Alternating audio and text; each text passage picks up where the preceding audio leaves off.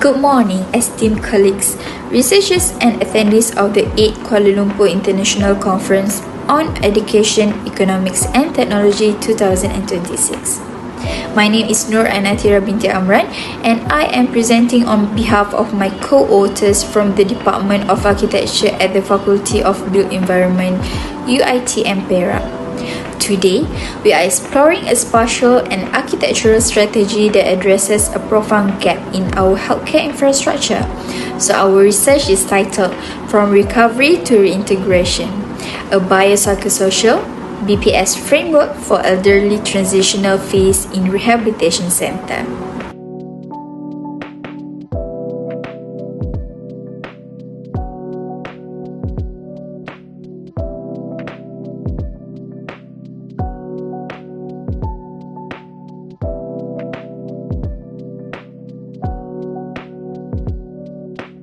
So as architects, we often ask ourselves how the built environment can actively heal.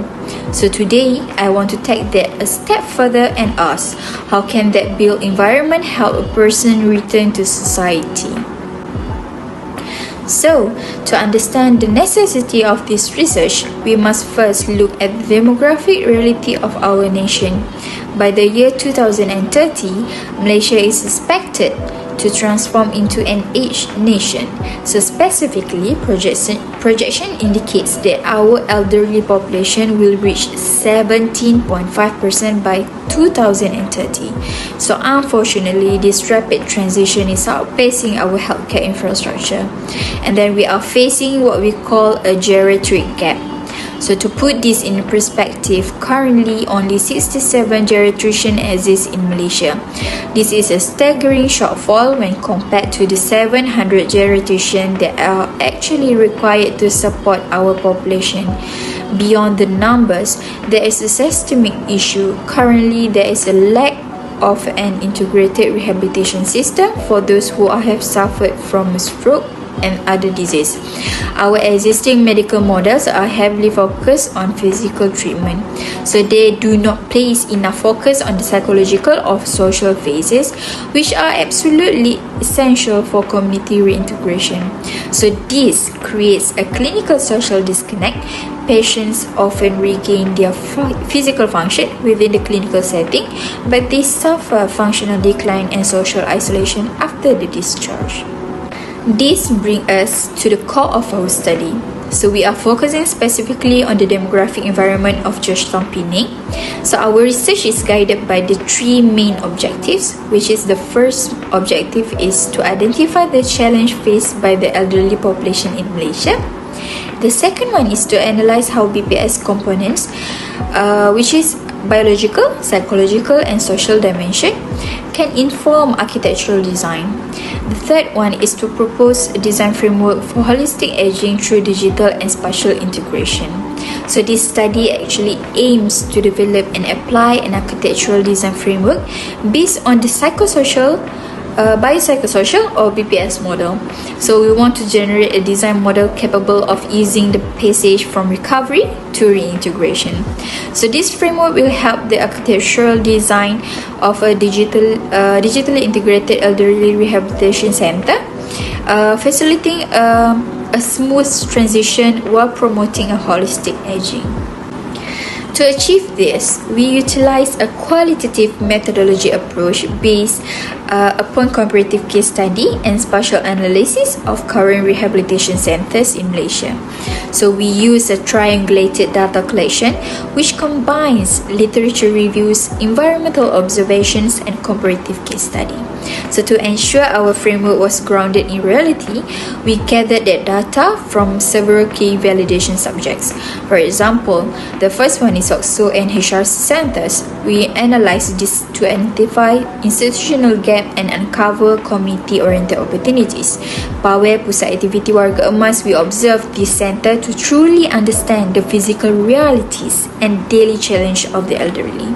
And then 200 focus group members, we conducted online survey with 200 elderly individuals and caregivers to assess digital barriers and help needs, validating their requirements regarding health and social living context.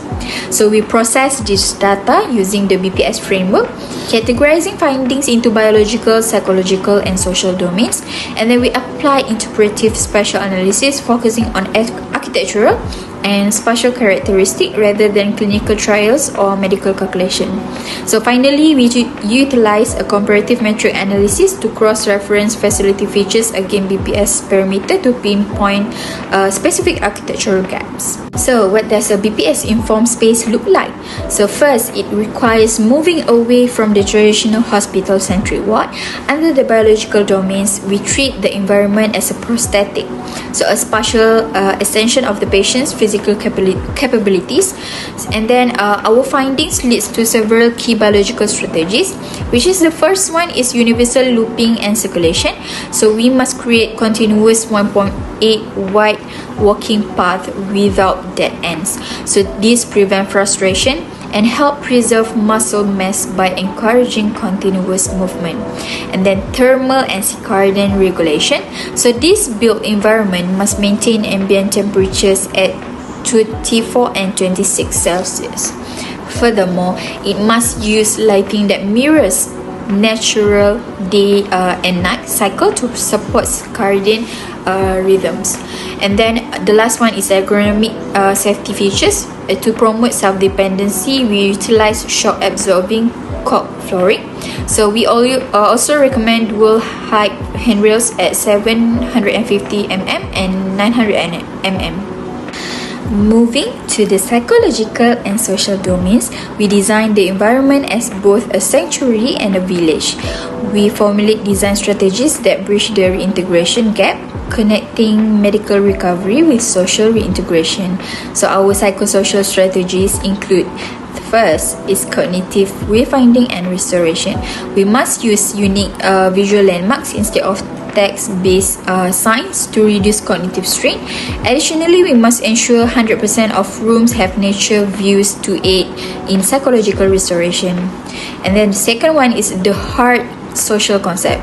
So we design the central hubs with 90-degree sociopetal seating. So this specific angle facilitates conversation without causing physical strain.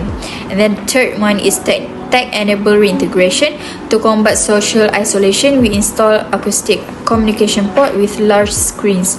So this reduces depression risk through visual family connectivity. This research demonstrates how the BPS model can be operationalized, especially in aging societies.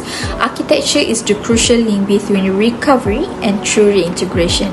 To support a rapidly aging society, our rehabilitation infrastructure must evolve. So we must stop building passive containers of care.